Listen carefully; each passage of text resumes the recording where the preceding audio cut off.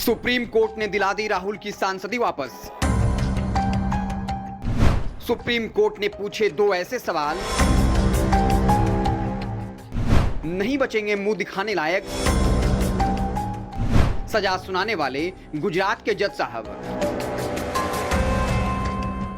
जिस देश में नेता देश के गद्दारों को गोली मारो डैश को, देश के युवाओं को हाथों में तलवार हथियार रखने की खुल्लम खुल्ला देता हो सलाह, एक खास धर्म के लोगों को नरसंहार करने की करता हो बात, उन पर नहीं होती कोई कार्रवाई। फिर जब राहुल गांधी को एक चुनावी बयान के लिए सुना दी गई थी 2 साल की सजा, चौंक गया था पूरा देश। क्या वाकई में राहुल गांधी ने कर दिया था इतना बड़ा अपराध? 1 साल 11 महीने भी हो सकती थी सजा, 2 साल ही क्यों? 2 साल की सजा सुनाई जाती है ताकि उनकी सांसदें ही चली जाएं। फिर फैसला सुनाने वाले जज पर उठे कई सवाल। जज साहब रह चुके थे अमित शाह के वकील। सजा सुनाने वाले जज साहब को सरकार की तरफ से मिला प्रमोशन। अब सुप्रीम कोर्ट ने पूछे ऐसे 2 सवाल। सजा सुनाने वाले जज साहब मुंह दिखाने लायक नहीं बचेंगे।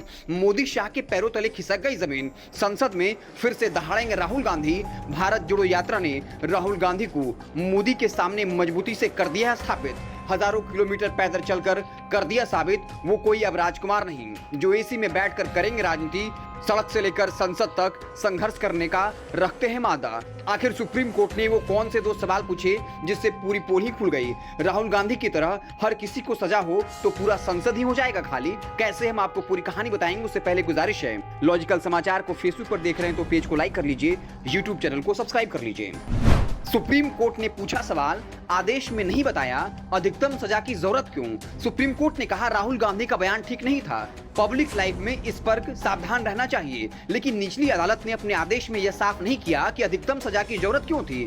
जज को अधिकतम सजा की वजह साफ करनी चाहिए थी। दोनों अदालतों में बड़े पैमाने पर पन्ने लिखे गए, लेकिन राहुल गांधी को अधिकतम सजा क्यों दी गई इसका कहीं जिक्र ही नहीं है।